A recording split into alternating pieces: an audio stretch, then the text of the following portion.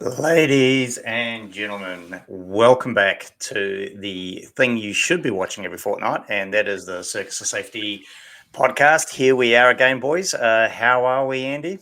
I'm cold. I'm pretty cold. It is. Mate, listen, just probably need to put a public service announcement out for this show. If we suddenly close down, if we suddenly get taken off air, it's because Aotearoa is in the middle of a power crisis. It is so cold here that we may lose power. We've been asked to conserve power, but we made an executive decision, didn't we, boys, that we would push on with this in the hope, but let's hoping we don't bring down the national grid. Just on that, maybe we should actually request that our listeners in New Zealand switch off now for the greater good. What? Sorry. Listen, Andy, I don't want to say this publicly, but we don't actually have that many live listeners. Okay. So let's not actually encourage. And I think they're all actually coming from New Zealand. So I'd hate to be responsible for the national grid shutting down. Let's not cause our ratings to drop even further than they already are. So Andy, whereabout are you at the moment? Beautiful Turangi. Nice. Doing a little bit of work, a little bit of training today with a New Zealand-based forest management company that manage forests in New Zealand. I won't say who they are. Okay, well, that was very descriptive. Morning, Des. How are you?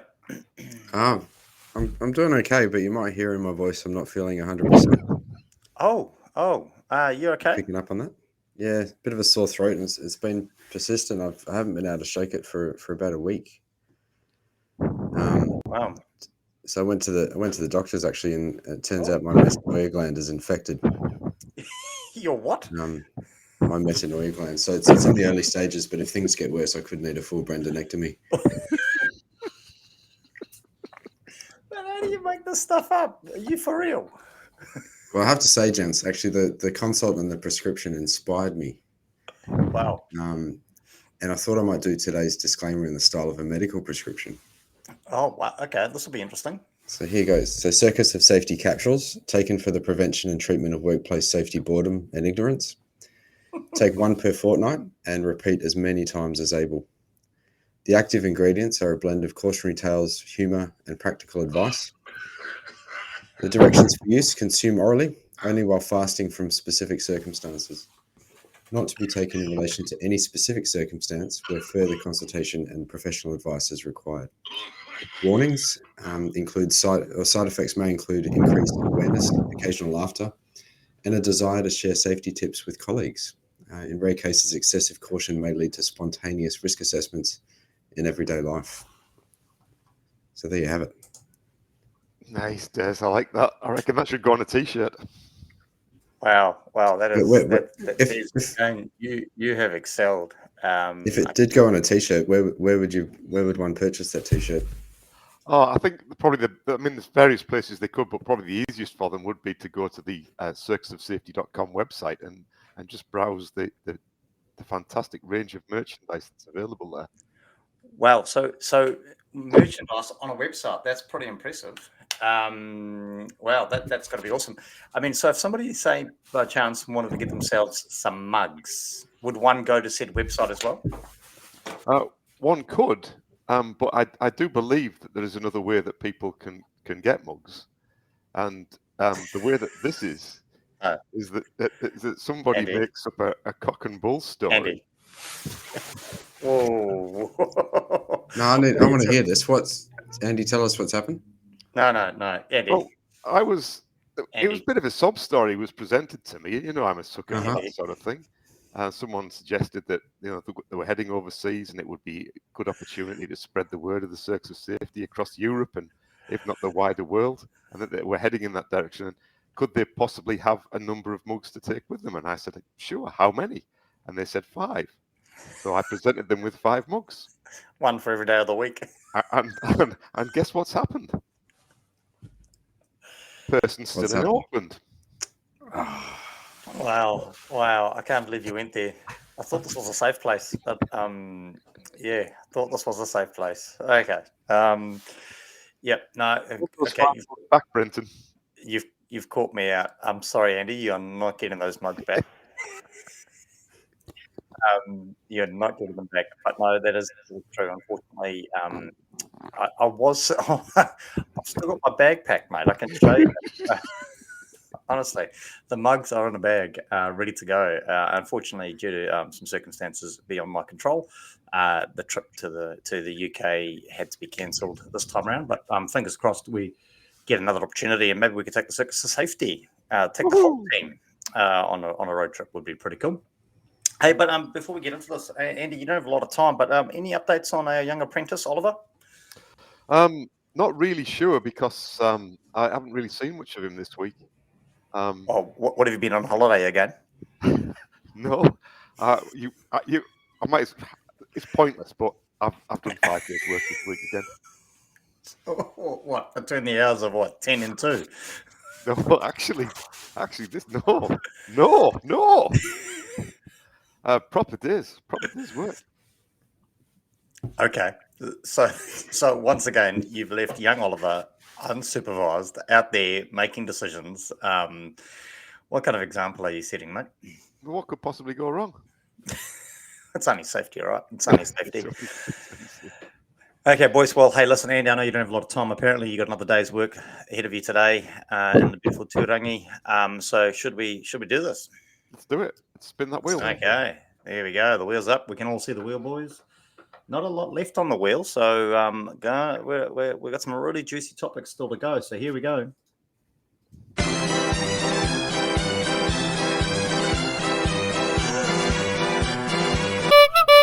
Oh, I love it.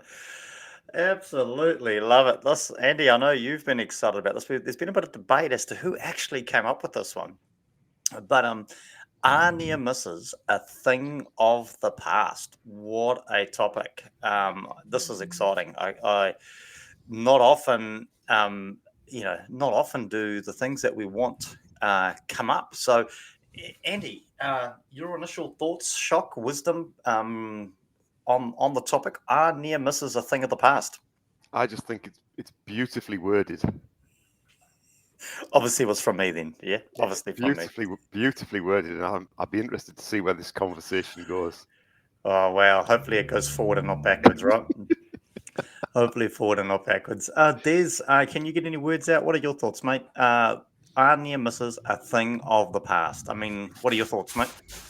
Well, I suppose it depends on how you define these things. Define near miss. Oh, sorry, I'm reading ahead in the script. It's not even my part.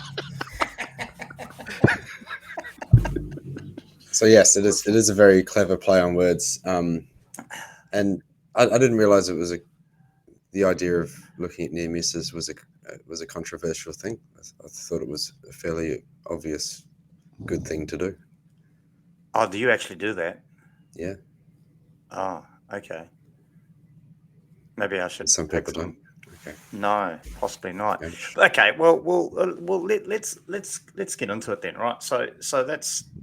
You bring up a fascinating topic, and I guess I might stray a little bit from it, but firstly, actually, again, thanks for alluding to the fact that we're scripted, Des, and none of this is made up. What is your definition? When you think about near misses, I mean, what comes to mind? Des, give us some examples for you of what is a near miss. Well, if I lean on the definition that I'm used to using, it's something or a set of events or circumstances that could have caused an incident but didn't. Jesus. No That's wonder. man. You can tell he's a lawyer. No wonder people think safety is a lot of rubbish, right? It's abundantly clear. Case closed. That's done. Mate, honestly, that's absolute garbage, Des. You are talking about absolutely anything and everything that happens. Like right now, mate, this is a near miss then, and by all circumstances. I mean, where did you come up with that? No, this is an incident. This is doing serious damage. Fair enough. Wow. Matthew Sadgrove. Hey, Matthew, welcome back to the show. Matthew, some big news for Matthew. If you haven't been watching his LinkedIn profile, like we stalk it, a Safeguard Award finalists. Good morning. Good morning, really? Matthew. Yeah. And congratulations, Matthew. Well deserved, I'm sure. He's chimed in and said, nice chewy topic this morning. Well, we need all the help we can get to stay warm in little old Aotearoa today. Andy, your thoughts, mate? Near misses, what are they? Let's get That's into a great this. question. So I think it's an incorrect term. It's not helpful. Oh, I love it. Love it. What do you mean? If you nearly miss something, what do? You hit it. Exactly. Thanks very much. It's been great this morning, guys. Well, we can't let Matthew down. Come on. So you're saying the term is incorrect. So the term near miss. Yep. Okay. So let's call it a near hit. Yep. Maybe. But then we've got to say what the hit is, and this is where Des's word soup came into it. He was using terms like events and incidents and all sorts of stuff that, again, themselves are very poorly defined. Can we get over this definition thing? So, what you start to put some examples in place. So, for example, somebody drops a tool from height. Yeah, it falls. It doesn't hit anybody. Is that a near miss or a near hit? I don't know. You literally asking. I'm asking you the question. I'm saying it's actually an event that took place that didn't result in injury. Des? He wasn't listening. I would call it a near miss, but I also wouldn't agonize over what it's being called. I'd agonize more over the circumstances. Ooh. Oh my God. This is going so like it's medication that he's on. Very combative this morning, isn't he? He is. I think it does matter, though, because different organisations have different forms of reporting depending on the type of incident. Okay, so, oh God, this is going to go pear-shaped. I can tell already. Okay, so there we go. We've got incredibly two differences of opinion. In this circumstance, I think we're going to be ganging up against Des, because I tend to agree with Andy here on this one. It's not, well, I do and I don't. I agree with the term near miss is probably the wrong term. And psychologically, I wonder if that's where there's a problem, because like you said, a near miss is technically a hit. So do we there's a bit of conversation about underreporting and whatnot, but is it because we talk about it incorrectly? But then in saying that, is it really? I mean, why is it not just an event? Should we not just be looking at events? Why do we have to segregate between near misses or near hits and anything else, right? I guess so. And I guess maybe that's what I was thinking about in terms of, and I still can't remember if it was me that came up with the topic, but is that why maybe near misses or near hits, whatever you want to call them, maybe they are a thing of the past? Have we been looking at them the wrong way? I guess that's my thoughts, and that's keen to see where we go with this. But Andy, sticking with you, mate, near hits or near misses, do you feel they've got a place in Safetyville? And mate, if you do, what is that place? Yeah, so I think Matthew's putting it close calls is another term you could use there. I like the term event. Any event, any sort of deviation from standard practice should be reported and acknowledged. If a control fails, that should be reported. But that could be quite a long way from an actual accident or whatever the term is that we use for that. So I think that's absolutely essential that we understand we get as much information as we can from the work site and from accidents and how work is being carried out, because that allows us to fix it. I think primarily we're about building engagement with workers. And one of the ways that you can disengage workers is by making the reporting process overtly complex. So something's happened. Do I need a near miss report, or do I need an incident report, or do I need an accident investigation report? Which one do I need? Oh, it's too hard, so I won't do any of them. When it'd be much better if we just had an event report form, one approach. Something's not quite right. A safety issue form, and allow the filtering to happen later on, but just get the information in the first place. Nice. A good fair call. Sorry, I was just a little bit stunned. Des, we've actually got a real doctor tuning in today, and that's Dr. Sarah Gardner. Good morning, Sarah. I don't know if she can prescribe cold and flu medication, Des, but worth reaching out. But she's come up with a cracker here. Hi, team. Good topic. I'm coming from a outcome perspective. A lot of people chiming in today. I just lost that one. A lot of people chiming in today. I'm coming from an outcome perspective. Preventative guys, as I work on a mill on-site clinics around our heavy industries, and I find the near-miss report so helpful when managing injuries and planning return to work. So there we go. That's kind of where you're going, I guess. So that's an interesting. So Sarah touches on an interesting aspect of it, and I guess I'm not necessarily saying personally that we shouldn't report them. I guess I'm just challenging, should we call them near hits or near misses? Is it not just, as Andy was alluding to, is it not just an event? Des, love to get your thoughts on them. I mean, your definition is pretty broad and wide sweeping. I mean, what are your thoughts and the place that these things play in safetyville? So I take the point about the term near miss not being the best term, and I'd be open to calling it anything. I think event sounds pretty good as well. It wouldn't change the way that I deal with that situation. I would still deal with it in the same manner, no matter what you called it. But I think that there's that more pertinent point. The harder you make it for people to report, the fewer reports you're going to get and the fewer learnings you're going to get from that. I think that's a very valid point. And that's been borne out in safety research around the world. The more of a process you have to undertake to report something and then investigate it and close it out, the less enthusiastic people are about reporting. No, nice. And just to that point, Tanya, I found a new toy. I've clearly found a new toy. Tanya talks about we could just call them oh shit moments. We've just got banned. We just got banned off the podcast. Man, I've got to tick the box in Spotify now to say that I used expletive languages. It's almost like we're trying to be like another podcast. You know what I mean? Like, when podcasts mimic other podcasts, it's almost like we're trying to do that. Now, the funny thing there with that, though, is when I read that when it first came up, I didn't see the T, so it was a oh shh moment. And I thought it was talking about not to tell anybody. But sorry, I picked up on something you're saying there. You, regardless of what they were called, you wouldn't treat them any differently. Now, I've only grabbed a real specific soundbite there. So can I ask a question of you? Do you treat near misses / near hits, whatever term we land on, differently to say accidents that occur in your part of the world?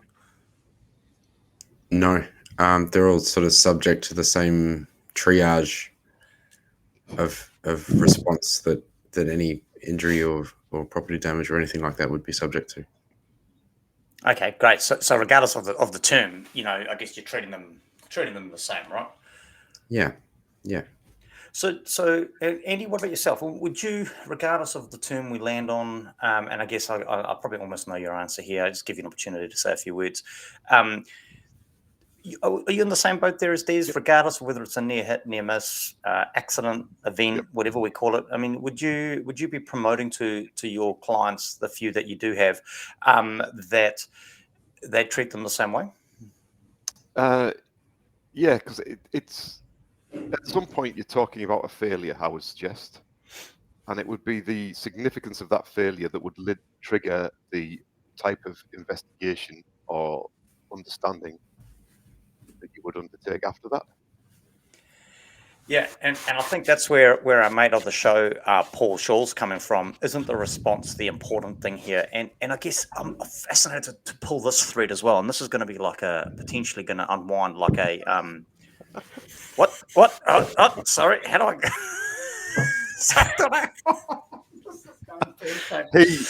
He is laughing his head off as we speak.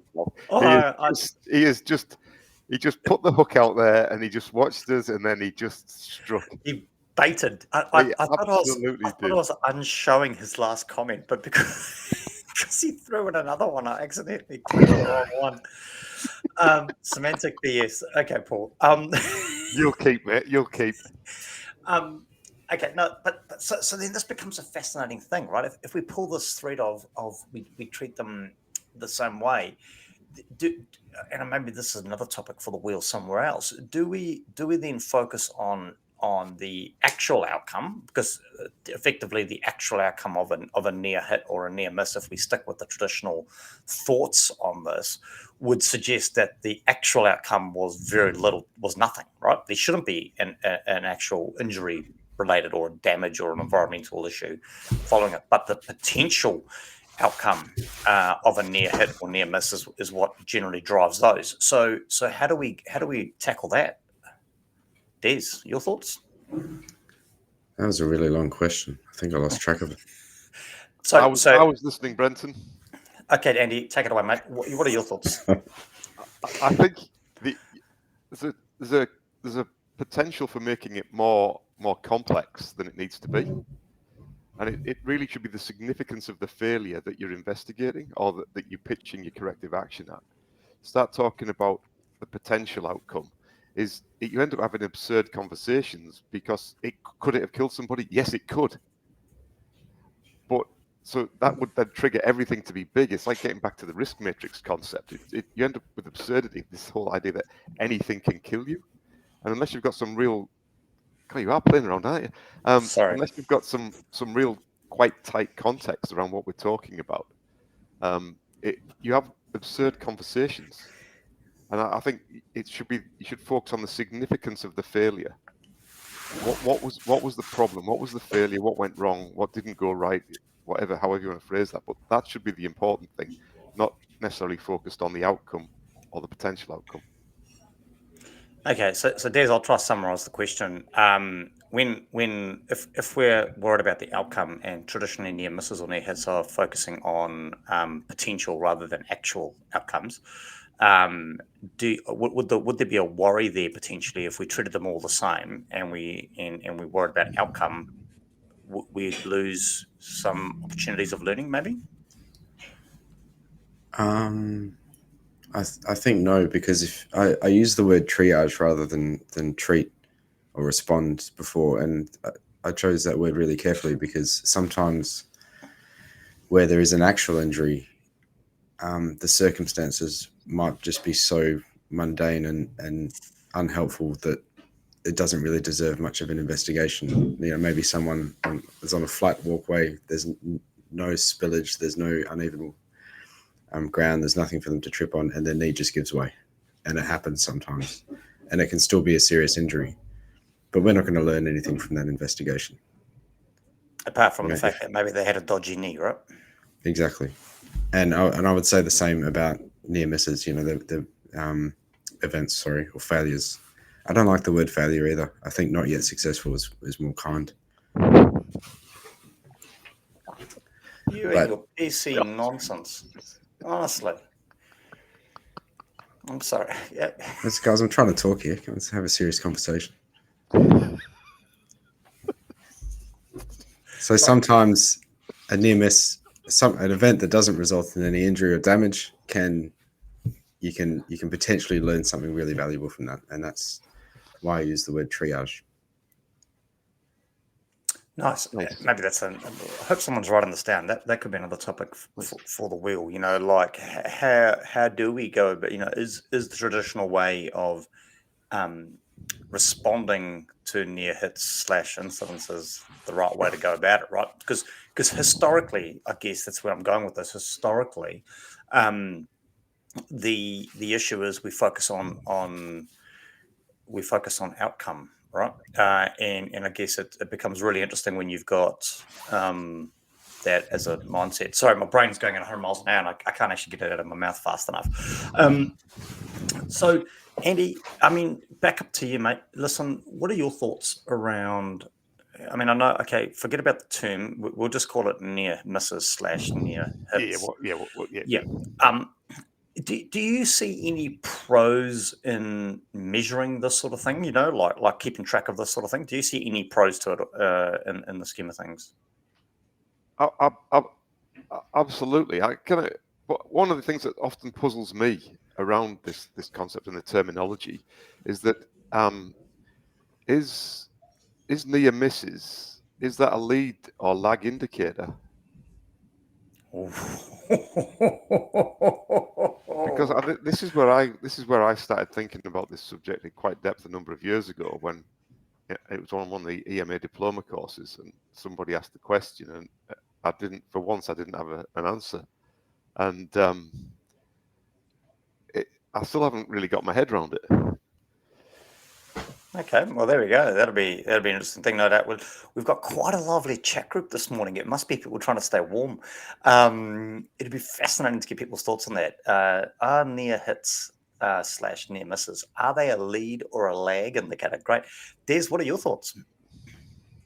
I feel like they're more of a lag indicator, but I haven't really given it much thought. I don't really pay a lot of credence to lead and lag indicators at all. So. Oh, that'll be a great topic when we get to that one. We can just do it when Des is on holiday. When I'm at the Geneva Disclaiming Conference. Do you need 5 mugs to take with you? We can arrange that. Sarah's chiming in here again. And I know, Des, you mentioned you don't like the word failure, but anyway, not yet successful. We'll move on. I think calling it a safety failure is good, as it focuses on the system. I guess she's posing a question here: is near miss too human centered? Which is a fascinating thing, and I guess a lot of the rhetoric around safety is we can't be blaming people. So I'd love to get your thoughts on that, Andy. What are your thoughts around? I think it would actually. I think it does. In my mind, it actually does. If you said the term near miss to me without me doing any analysis of the terminology, my initial reaction would be that somebody nearly got hurt. That's what my instinct would be. Whether that's correct or not, I'm not sure, but that's how I would feel it would be, is that something fell and nearly hit somebody. Fair enough. And so that I guess is to Sarah's point. I mean, Des, taking away your dislike for the word failure, your thoughts on that? Yeah, I think Sarah makes a really, really good point. And I guess it highlights that Andy's point earlier is that the term that we use does influence the way we react to it. It does have an impact. And that's fascinating, because that then leads to, I tell you what, Matthew's chiming in. No wonder he's a finalist in the Safeguard Safety Awards, which I don't think any of the three of us have been awkward. No, but don't forget the upcoming Circus of Safety Awards. Of which we're all finalists for, of course. We're all 3 of us finalists for. There's only 3 awards too, right? Yeah, and the voting's very tight. Where he says the whole conversation proves that safety as an undefined concept is complex, and when considering what to do or how to respond, you need to understand the relationships between the parts. Beautifully succinct, and unfortunately in line with Andy's thinking. I mean, Des, what are your thoughts around with this sort of thing? I mean, are there any traps to using to I guess, I don't know, trying to look at and use near misses to do something with? I think there's a potential if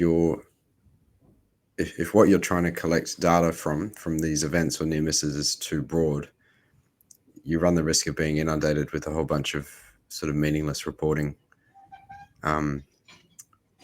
which could be a problem. To be honest with you, I would prefer that to the alternative of no reports.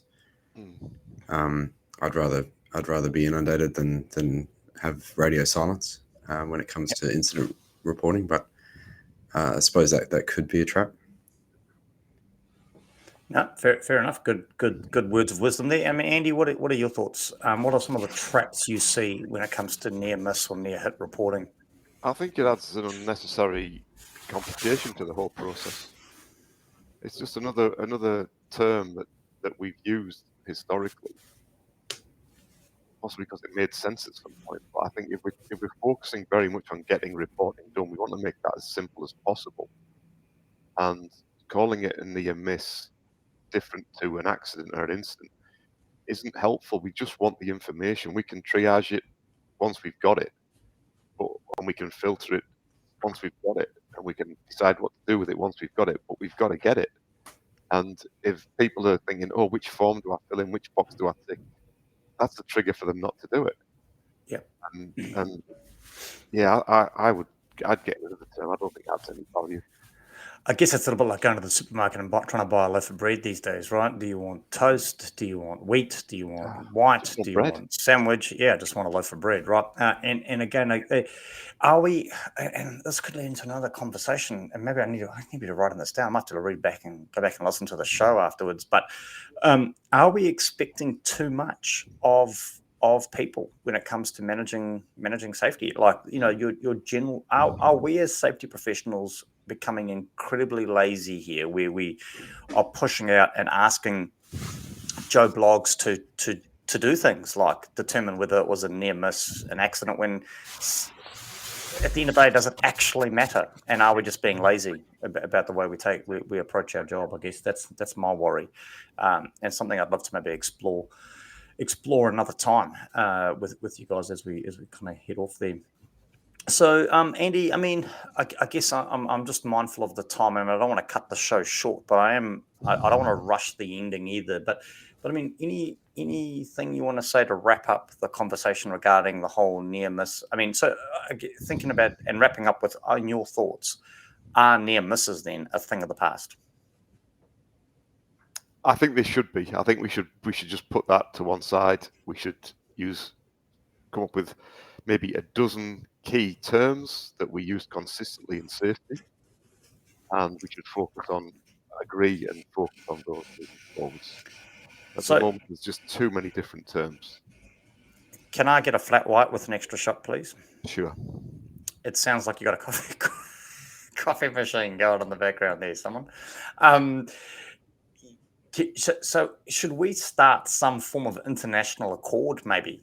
Maybe this is some work we can do as the Circus of Safety as our contribution back to the industry, because to be fair, what we're doing here, I don't think it's giving back to anybody, but maybe we could start some kind of international accord around the unification of reporting. Yeah, I'm all in favour of that. I mean, I made a start on the safety dictionary, but it became too hard, so I gave up. Oh, wow. Andy giving up. That's Well, I'd already done half an hour's work that week. So no, I'm quite keen. If any of the listeners are keen to help contribute to come up with the ultimate dictionary of safety terminology, I think I prefer the term international accord. I think quite a neat thing for the Circus of Safety community to do. Nice. Well, we might have to see if our website can facilitate such a thing. Des, you'll wrap up on this topic. Near misses, are they a thing of the past? I think after this discussion, I think I'm converted. I think maybe they should be, and I think the idea of streamlining reporting just through a single term and a single means is probably best, and it probably shifts a lot of that bureaucratic burden from the people doing the reporting to the people responding to it, which I think is a good thing. Wow, love the breakdown there too, the reporting versus the responding, and I think that's something we should maybe look into a bit more as we move forward on that. And I guess that does I am a big fan of making it a thing of the past. I think we're over dramatizing. No, that's not the right word. Sorry, I'm going to back the truck up on that one. We're over complicating the safety management, the safe systems work, the safety management system of such a thing to the end user, and I think that's where we fall over, because we're potentially moving into a very lazy space here as safety professionals, and something we need to be mindful of. So yeah, definitely a big fan of making it a thing of the past myself. So. There we go. What do you know? What a way to round out a really good topic, and great to see everybody jumping in. It'd be interesting to carry this conversation on in the chat groups, in the comments afterwards. So get stuck in and let us know how you're going. Just as we wrap up the show, and before we check in with Andy and Des about what they got up next, just want to shout out to one of our latest listeners. So some of you may have seen last week, We hit the 1,000 follower benchmark. Woo! Yes. I don't actually know what that means, but we did it. No, we've achieved our KPI. So what, can we take the rest of the year off now? It's a lead indicator. Is it? How can followers be a lead indicator? Surely followers are a lag indicator. Come on. It's a lag indicator. Oh, okay. Anyway, it's an indicator, right? It's an indicator of something here. But listen, just a big shout out to all those that do tune in, and it's great to. I know all three of us get regularly get the individual messages coming through, and no doubt which we really appreciate. We do our best to respond to. We get a lot of comments that are coming through on the show, as we have today from the likes of Paul Shaw, Matthew Sadgrove, Dr. Sarah Gardner, and also Tanya Absalom. So a big thank you to our listeners, because without you, the show wouldn't be as humorous as it is, and hopefully we take away some stuff. So, but listen, a big shout out to Paul Anderson. I think that's how you pronounce it, Paul Anderson. He's based out of Wellington in Aotearoa, so hopefully it's not too cold down there for you, Paul, and you're surviving. He's the health and safety manager and a registered nurse, which is an interesting concept, for 880 Productions New Zealand Limited. And how cool is this? He's looking after and supporting the Avata sequels. I'm assuming that's that movie with the blue people. That sounds pretty cool. I would love to meet some of those people. It would be really cool. So, Paul, maybe we could do a show. They're not real. Are you going to tell him, Des? They're not real. What do you mean they're not real? I thought they found some kind of long lost, tribe somewhere in the middle of, I don't know, the Uraweras or something. In Hobbitville. It's Brenton. It's absolutely real, and maybe one day you can take some mugs there yourself. I look forward to it. So, Paul, reach out. Let's organise a trip, and I will bring you some mugs. And I'm not talking about Andy and Des. I'm talking about the real deal, the one that you can put cups of tea and coffee in. So, absolutely big shout out to him. Thank you very much. Andy, what's on your radar for the next couple of weeks, mate? I got some marketing to do for EMA. We've had another cohort finished the face-to-face courses on Monday, Tuesday this week. Oh, is that why we had a bump in our listenership? Mark their assignments. And a big shout out to Mark at Fletcher's as well, who finally passed his NEBOSH diploma. Way, go Mark. Big shout out. Which is awesome. But other than that, I'm spending a fair bit of time getting on and developing these online learning modules that I'm sweating over at the moment. Nice, good work. Des, what about yourself, mate? Next couple of weeks, what are they looking like for you? Some time back in the office and time with the family. I've spent the last couple of weeks traveling, a little bit domestically and a little bit overseas, so it'll be good to settle back into routine. Nice, cool. So yourself, Brenton, what are you up to? Well, I've got a whole another week up my sleeve, which is pretty but a bit of a mixed bag of emotions there. Not being over with the Inchpo crew in London, but yeah, I'll be taking some time with family, which is one of the reasons for not heading off with the team. So looking forward to spending some time with family, helping family, and yeah, getting stuck in. And I'm really excited. I'm going to try my hand, Andy. You did some great interviews at the conference that we hosted not so long ago, where we chatted with a few people. So I'm hoping to get a few of those online for our viewers to view. Cool. So that's some exciting stuff. Yeah, super excited. We're so close to announcing a massive partnership with another conference coming up later this year. I want you to think 3 and 1. Yeah, now there we go. There's a little bit of cryptic. It's like Scrabble on a Friday morning, right? Is Scrabble cryptic? I don't know. Anyway, yeah. So 3 and 1. A bit of a clue about the next event that we will be supporting and getting in behind. So yeah, it's going to be quite exciting. Bit of work to do on that actually over the next couple of weeks. So. Yeah, so, well, gentlemen, I think that's a wrap. Andy, I think you got to head off and actually understand what it's like to do some real work. So good luck with that. Thanks, guys. Awesome, Des. Take care, mate, and we'll catch you all in a couple of weeks. Thanks, gents.